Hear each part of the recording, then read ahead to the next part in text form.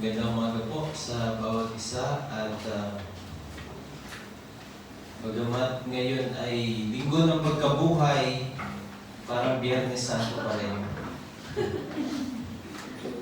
Masasakit ang katawan at nalulubay. But anyway, kaya tayo nandito para sambahin ang ating buhay. No? Buhay, hindi yung patay na Diyos, kundi buhay na Diyos. At bagamat pagod ang katawan, pero hindi yun magiging hadlang para hindi natin sambahin ang Panginoon sa Espiritu at sa katotohanan. Dahil itong araw na to, lalo na itong araw na ito ay special na araw dahil we commemorate yung pagkabuhay na maguli ng Panginoon. So kahit tayo ay pagod, hindi pwedeng hindi tayo mabangon at tatayo at pupunta sa church ng sama-sama dahil hindi to basta ordinaryong araw. Bagamat ito ay special na araw, of course, dahil ito ay Sunday, but parang birthday to.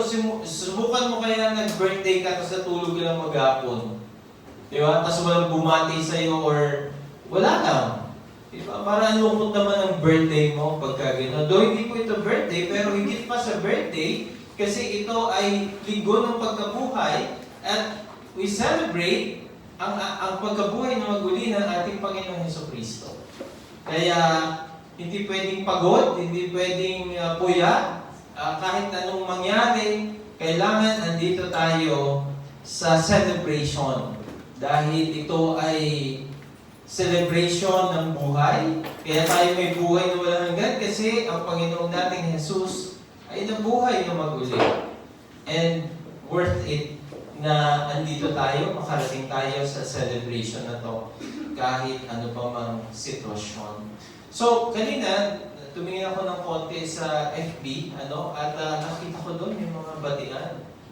Happy Easter, Happy Easter, Easter.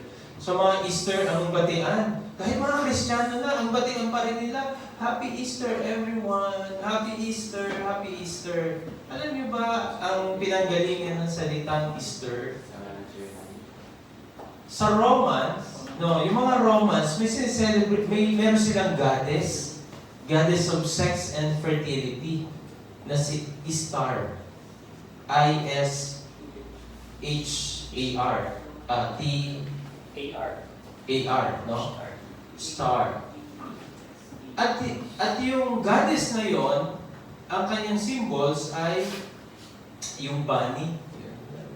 Bunny. No? Bunny. Tsaka egg.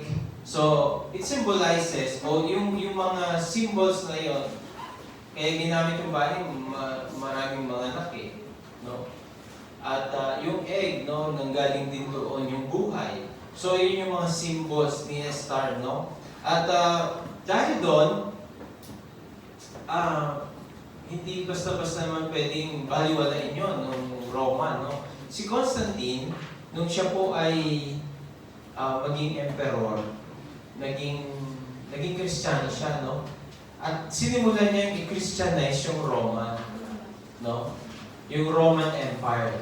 At dahil doon, yung celebration ni Istar, no, the fertility goddess and sex, ay pinagtan niya to ng resurrection, nung Easter, para magmukhang si Jesus Christ o yung resurrection ni Jesus Christ yung sineselebrate. But still, its roots, no, yung pinagmulan, is that hindi naman talaga siya tungkol sa Panginoong Jesus o yung pagkabuhay ng Panginoong Jesus. But Easter is to celebrate the fertility goddess, no, sex and goddess ng panahon po iyon.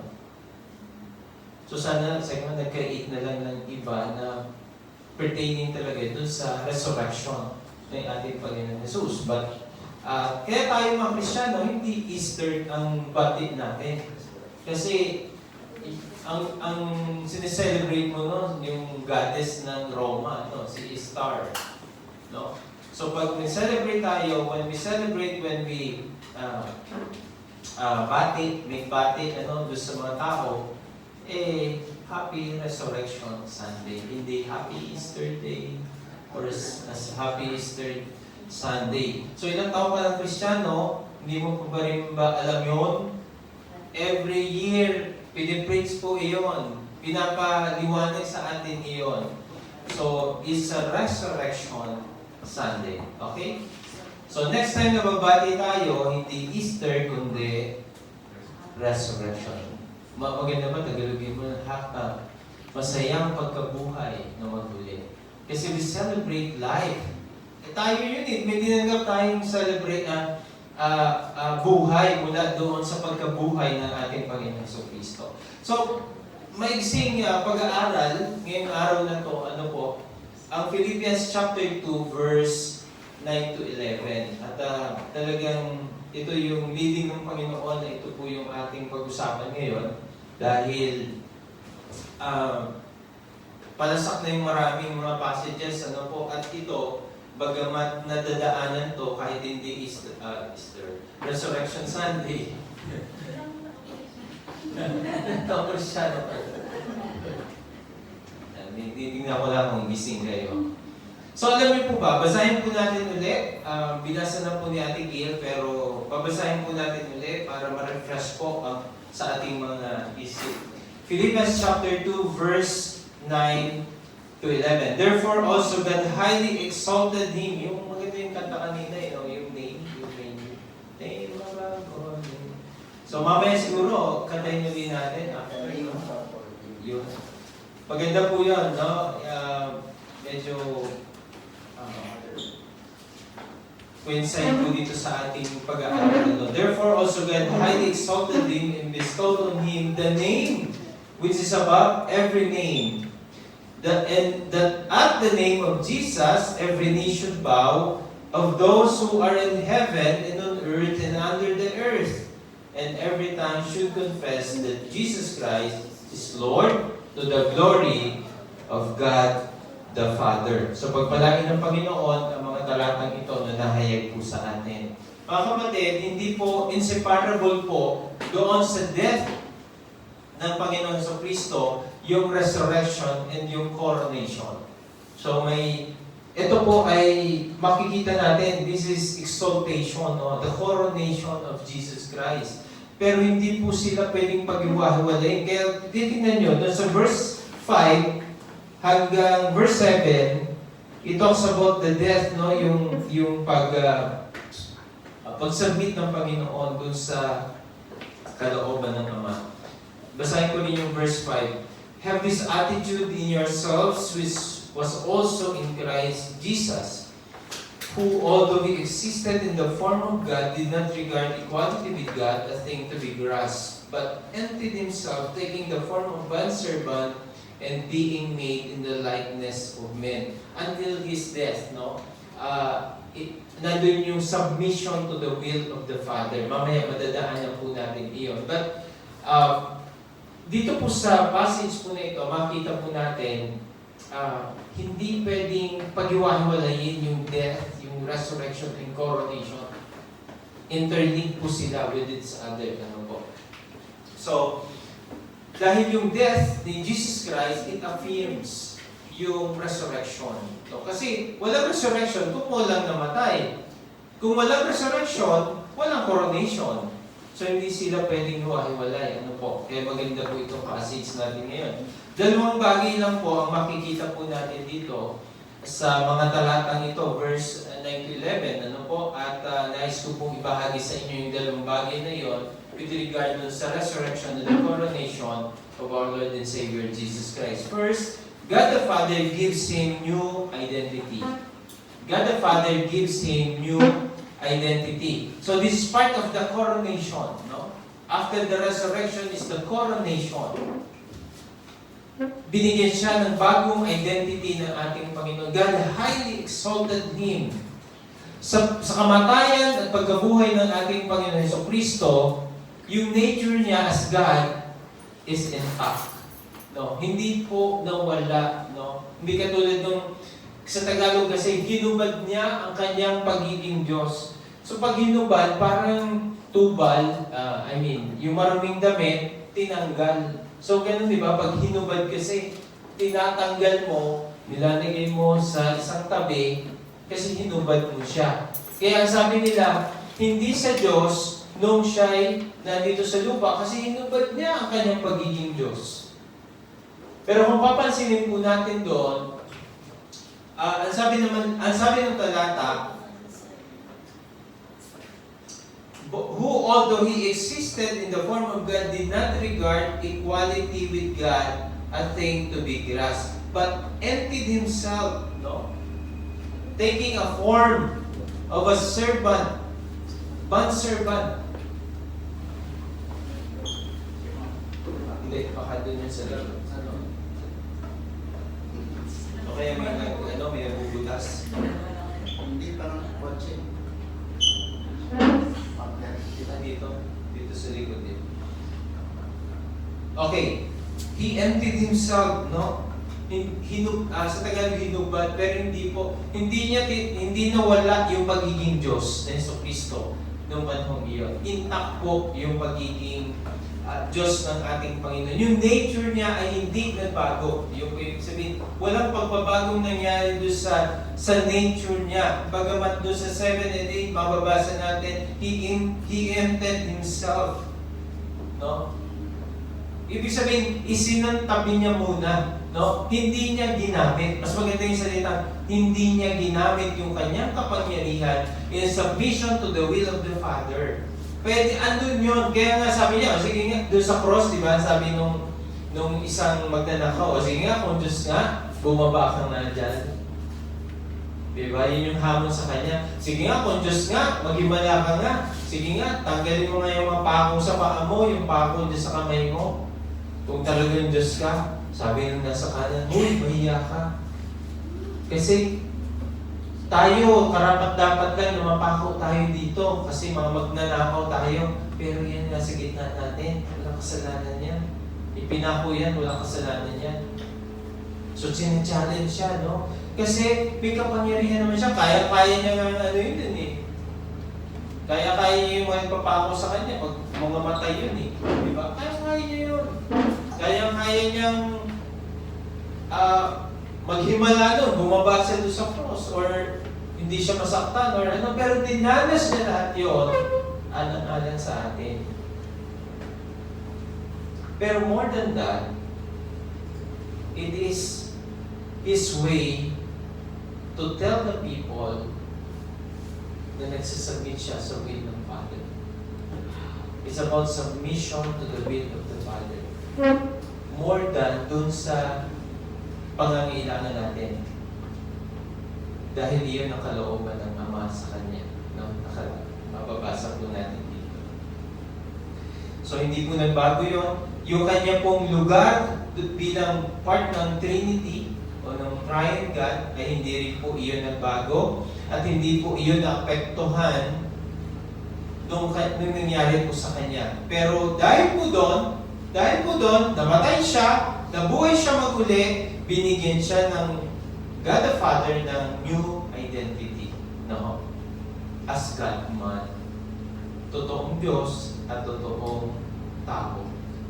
So yung kanyang new identity, totoong Diyos at totoong tao. So magbasa tayo ng ilang talata. Kahit dito sa chapter 2 verse 5, have this attitude in yourselves which was also in Christ Jesus, who although he existed in the form of God, did not regard equality with God a thing to be grasped. Noong panahon na yon, isinantabi niya yung kanyang yung kapangyarihan, pagiging Diyos. Diyos pa rin naman siya, God the Son. Di po ba? Hindi naman nawala yung pagiging God the Son niya. Nadagdagan na po iyon ng pagiging human. 100% man. So yun na po yun. Sabi po sa Romans 1, 3, and 4.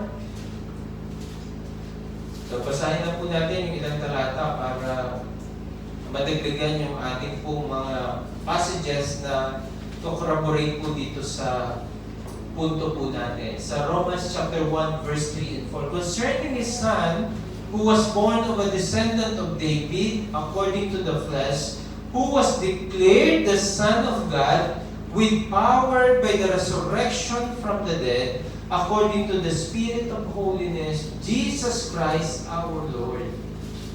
So nagko-corroborate po yung punto doon sa Philippians dito po sa Romans. Tingnan pa po natin ang ilang talata. Halimbawa po sa John chapter 5. John chapter 5 verse 15. Verse 19 to 23.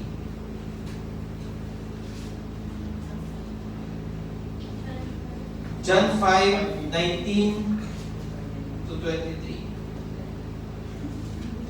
Jesus therefore answered and was saying to them, Truly, truly, I say to you, the Son cannot do anything of himself. So, lumilitaw dito yung kanyang submission to the will of the Father. The Son cannot do nothing of himself, mga kapatid. Binanggit ng Panginoong Jesus dito na siya ay Son, anak. So, hindi nawala yung pagiging Son. No? Yung God the Son. Son cannot do nothing of himself unless it is something he sees the Father doing.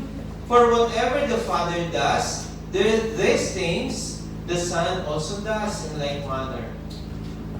For the Father loves the Son and shown him all things that he himself is doing, and greater works that this will show him, that you may marvel. But just as the Father raises the dead and gives them life, even so the Son also gives life to whom he wishes. For that even the Father judges anyone, but he has given all judgment to the Son, in order that all may honor the Son, even as they honor the Father. He who does not honor the Son does not honor the Father, so he sent him. Mga kapatid, Jesus Christ himself declares kung sino siya. No?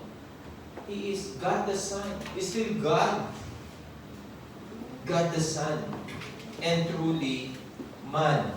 No? His death tells us that He is fully human. No? Hindi pwedeng mamatay yun kung spirito yun. No? Suman yun, may laman yun. Sinaksak nga dito may tumulong, di ba? Hinagupit, may dugo. So, tao talaga siya, hindi siya robot. Hindi siya from other world. Pinanganak siya dito, sa lupa. So, totoong tao siya. At the same time, totoong Diyos siya. No? Dahil yun yung kanyang new identity. God, human. God, man. Yung kanyang kamatayan sa krus was part of His submission, no? Of course, submission to the will of the Father. Doon sinabi niya, doon sabi sa lahat, He emptied Himself, no?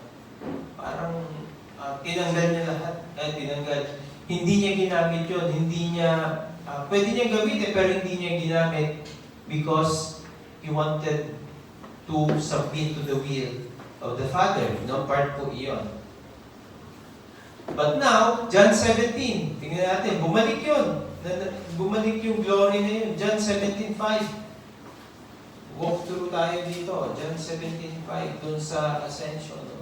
Ascension yung transfiguration. And now, John 17 verse 5, And now glorify thou me together with thyself, Father, with the glory which I had with thee before the world was. Kita-kita po natin ang pagiging Diyos dito ng Panginoon Jesus sa verse 5. Yung salitang, And now glorify thou me together with thyself. Kapantay, di ba? Kapantay niya na. Father, with the glory which I had. Ganito ako dati, no? Which I had with thee before the world was. Hindi ba sa Diyos? Intindihin natin yun, di ba? Diyos siya. Yun ako dati. So, binalik sa Kanya yung pagiging, yung Kanyang, yung glory, no? Anyway, this is part ng message, no? The coronation. Naibalik po sa Kanya. He receives back His glory. Tinanggap niya uli yung glory na yun na binabanggit. Ito, prayer niya to. Hindi pa siya mamatay dito. Wala pa yung exaltation. Yung coronation. Wala pa. Pero may prayer na siya na one day, Lord, ibalik mo ako doon sa glory na yun, doon sa kalagayan na yun, which I had before the foundation of the world.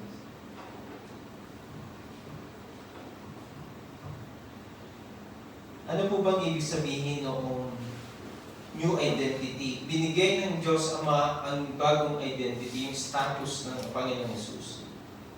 Actually, binigyan siya ng pribilehiyo, no? Dahil doon sa kanyang submission, dahil doon sa ginawa niya yun, no? Before his resurrection and exaltation, may mga privileges po yun na ibinigay ng Ama sa kanya. Pribilehiyo ba na ikaw ay i-persecute? Sabi ni Ate Crisan kanina, pinersecute si Jesus. Pribilehiyo ba yun? Pribilehiyo ba na ikaw ay saktan? Pribilehiyo ba na ikaw ay ipako sa krus? Anong pribilehiyo doon? Kasi doon lumitaw yung isang ministeryo ng pagiging high priest ng ating Panginoon. Ano yung tawag din sa yung parang initiation, bago ka maging full-fledged, dadaan ka muna ito sa hirap. Yun yung nangyari sa Panginoon, no? Naging intercessor natin siya, no? Kaya nga, sabi niya, di ba, pwede siya mag-intercede, o siya, ang ministry niya, nag-intercede siya sa mga prayers natin. Because of His righteousness, God is listening to our prayers dahil ang nakikita sa atin yung righteousness ni Jesus. So He intercedes. Siya yung tagapamagitan sa Diyos at sa tao, sa Ama at sa tao, sa atin, yung pagiging high priest niya, being an intercessor. Tingnan natin sa Hebrews 4:14.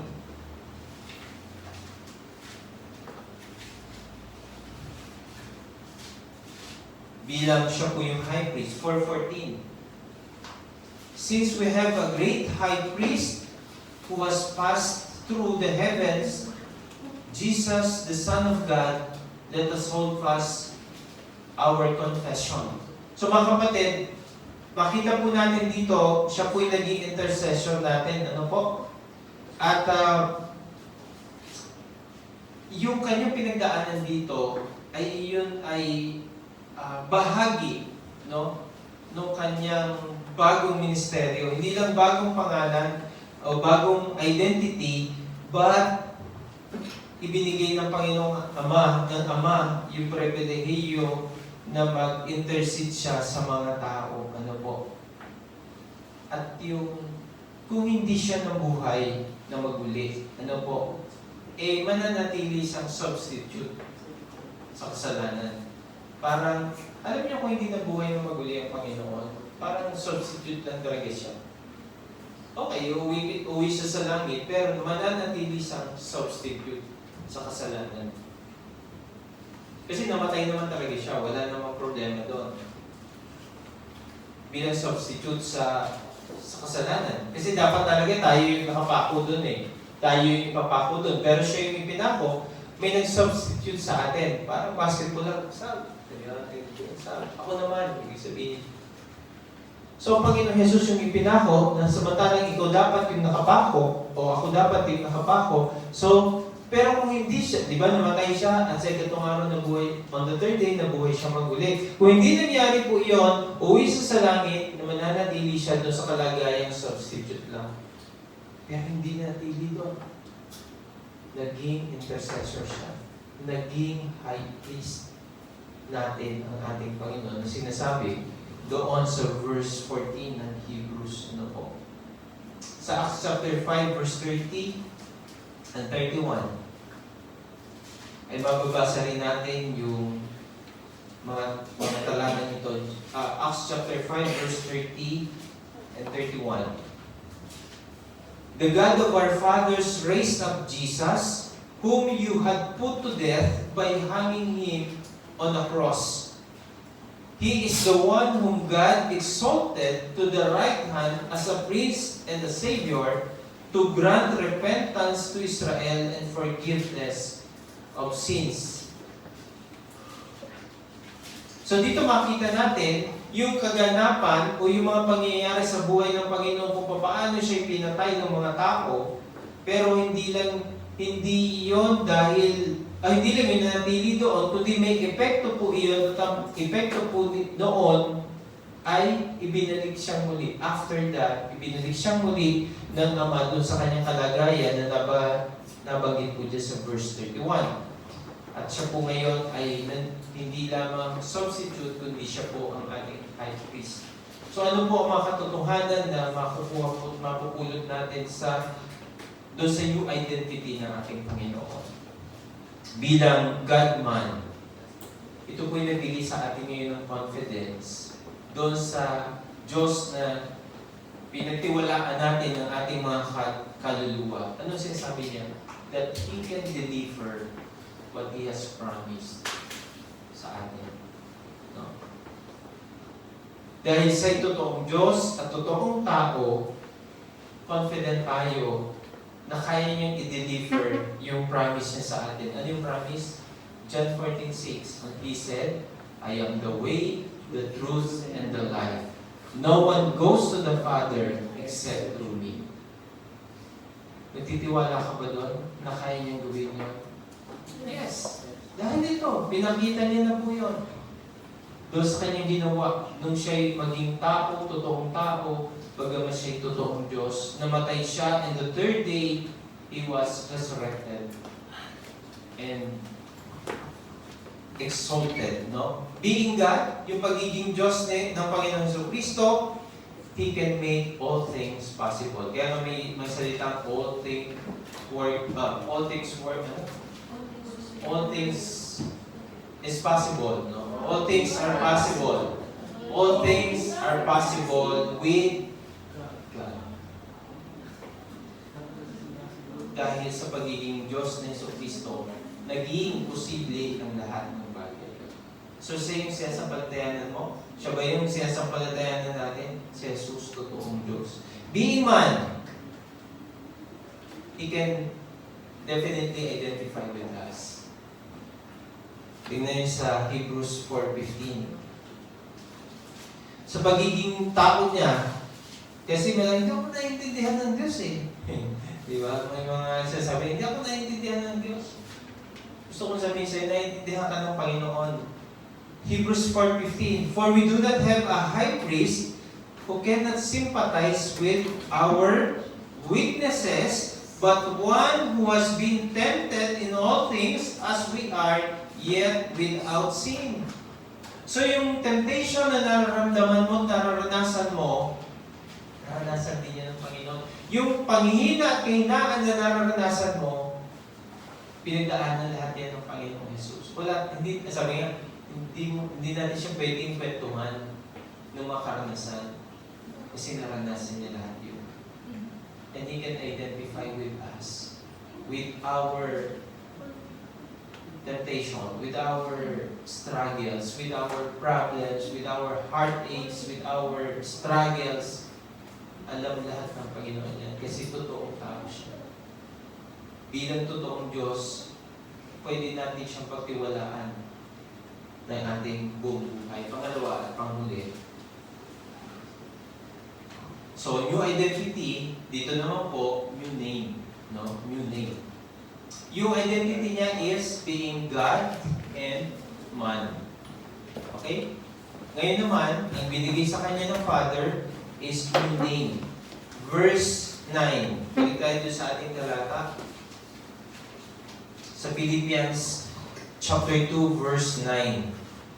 Second part, o yung B.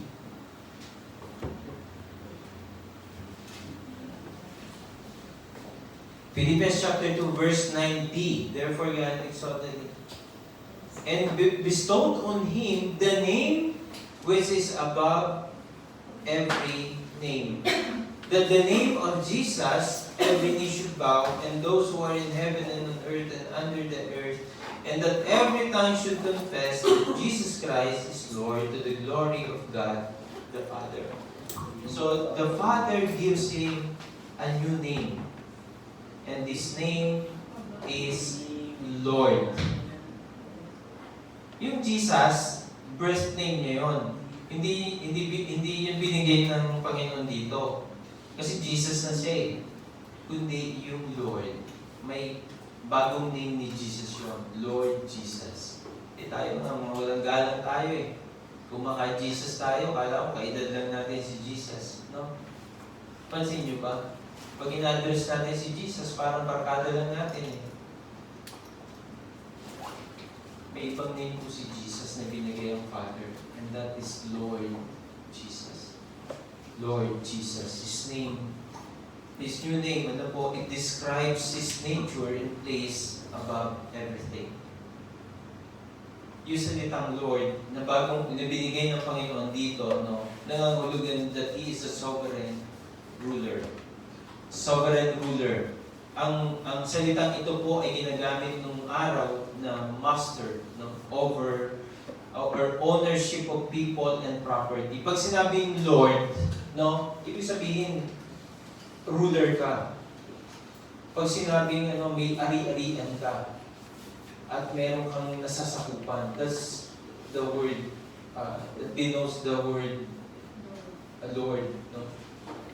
Nung binigay ng Ama yung salitang Lord kay Jesus Christ, it means sovereign ruler. Ano po? At ito po ay rightful title ng isang God and man. Yung salitang Lord na makita po natin ibinigay dito. Ano po? So, tingnan po natin sa Acts chapter 2, verse 36.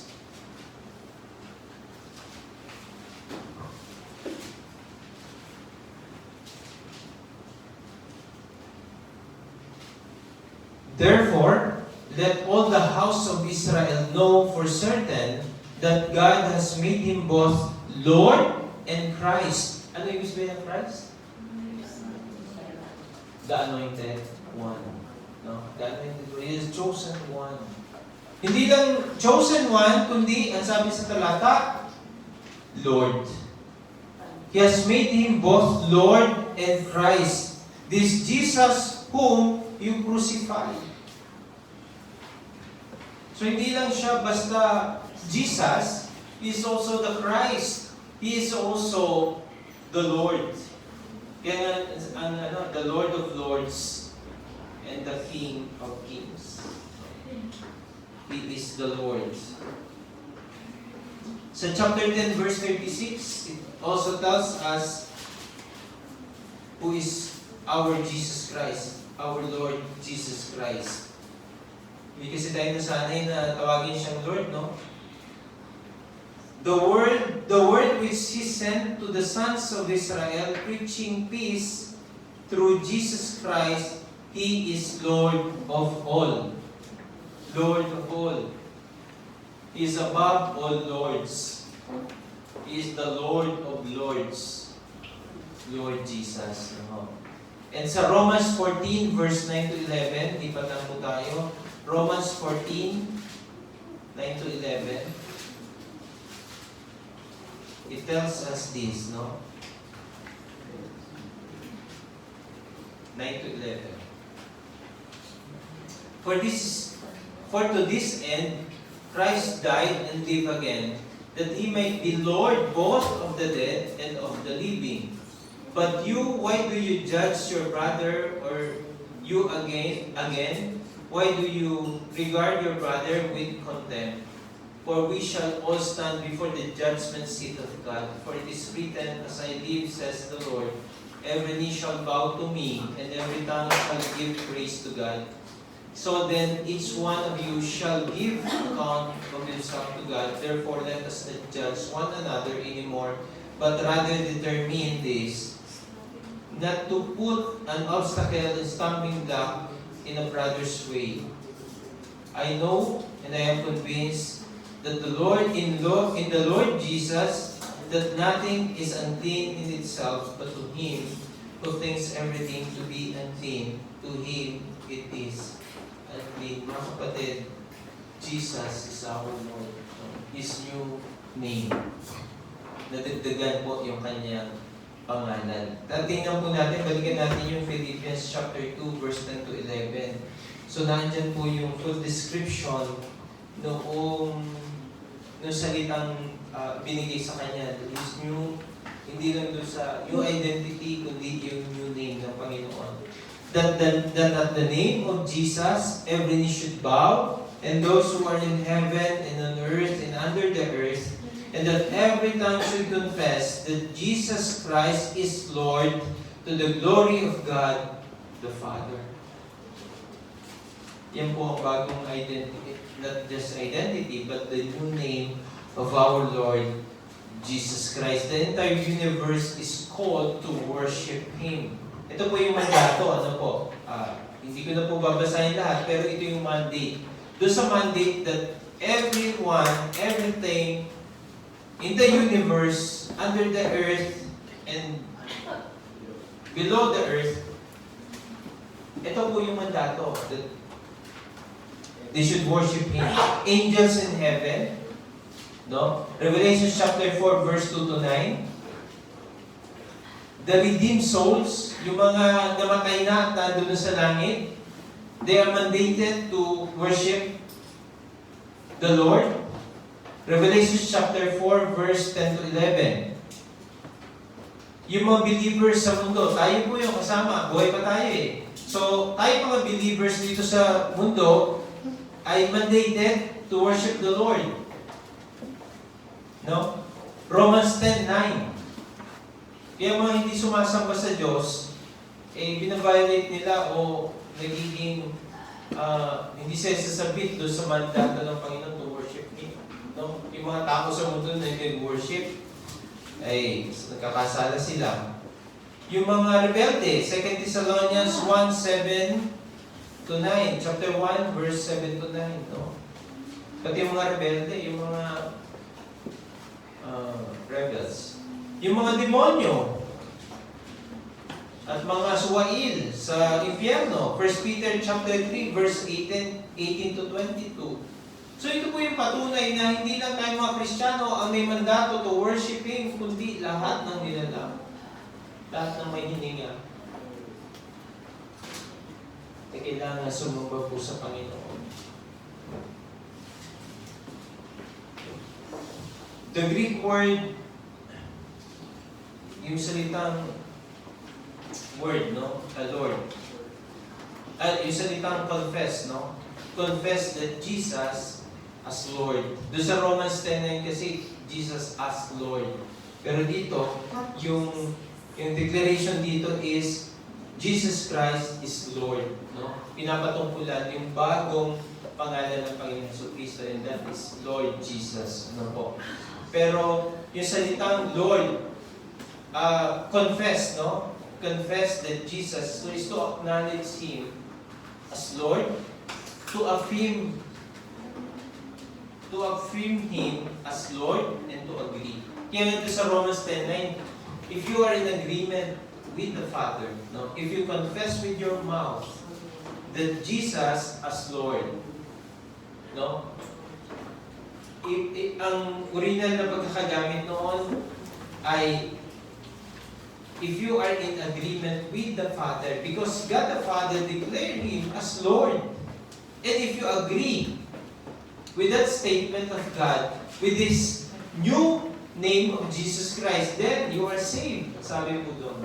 If you agree, if you confess with your mouth, Jesus as Lord, if you are in agreement, if you acknowledge that the declaration of Jesus is true, of God the Father is true, about Jesus Christ, then you are saved. Pero hindi lang yan yung parang, if you confess, parang binigkas mo daw kasi. Confess. Hindi yan. Mag-pray to receive ka, wala naman dito. Hindi mo talaga siya ina-acknowledge. Paano mong i-acknowledge ang Panginoon eh? Hindi ka nga nagsisimba. Hindi ka nag-worship. Hindi ka nag-Bible study. Hindi ka nag-pray. Pero nag-pray to receive ka. Parang lumabas na ka sa big mo, yes Lord, I accept you as my Lord and Savior. Pero hindi naman makita sa gawa, sa buhay. Pag namatay ka, impyerno ka pa rin. Kasi hindi totoo na in-acknowledge mo sa puso mo ang ating Panginoon Jesucristo. That Jesus as Lord. Jesus is the name. the birth name, Lord, is the new name, the new title of Jesus. Kaya nga, Lord Jesus. Can we practice that? Na i-address natin ang Panginoon as Lord. No? Lord Jesus. So every time na babanggitin natin si Jesus, samahan natin ng Lord Jesus. Hindi lang tayo sanay, di po? Pero, yun po yung bagong title ng Panginoon, bagong pangalan ng Panginoon. Lord Jesus. Sabay-sabay nga tayo. Lord Jesus. Sapa? Lord Jesus. Sapa? Lord Jesus. This is part of the coronation. No? Part ito ng coronation. Part ito ng exaltation ng Panginoon na nagkabit sa kanyang pangalan yung salitang Lord. It's about time to address Him as Lord.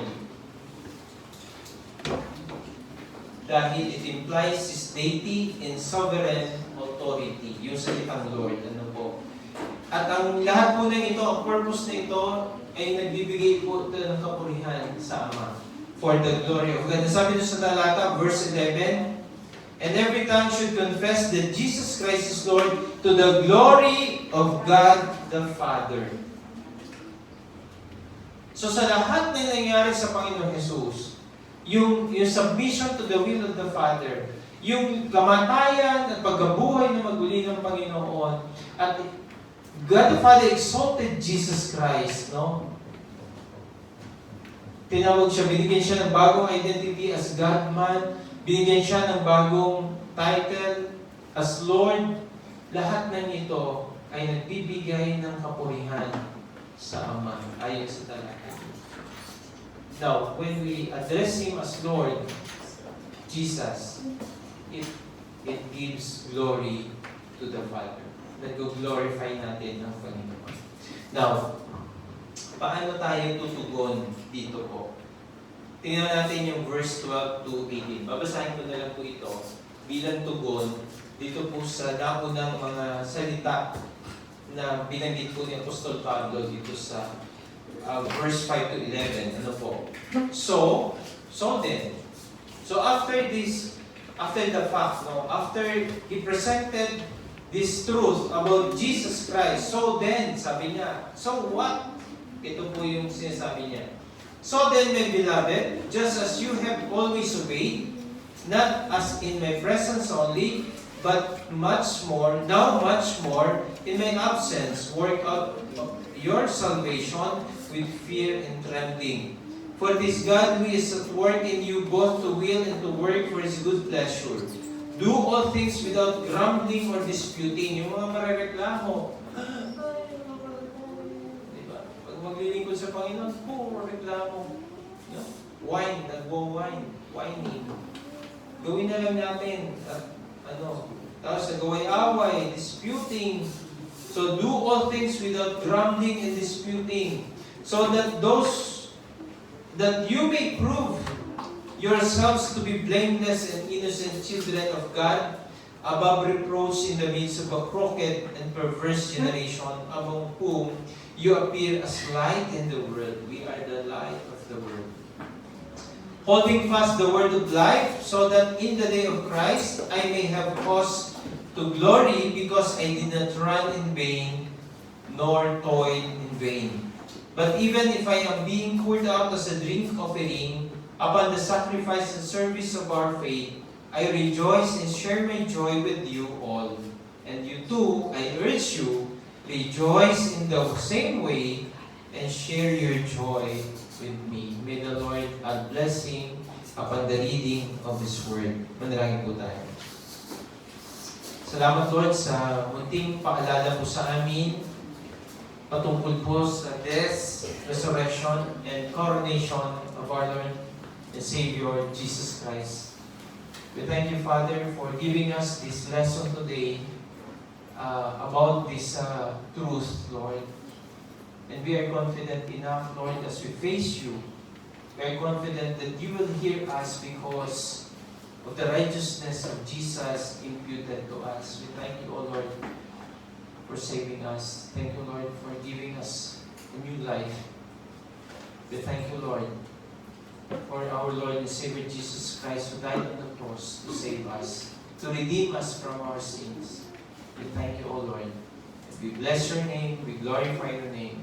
All the glory, praises, and honor be yours. In Christ's name, our Lord and Savior. Amen.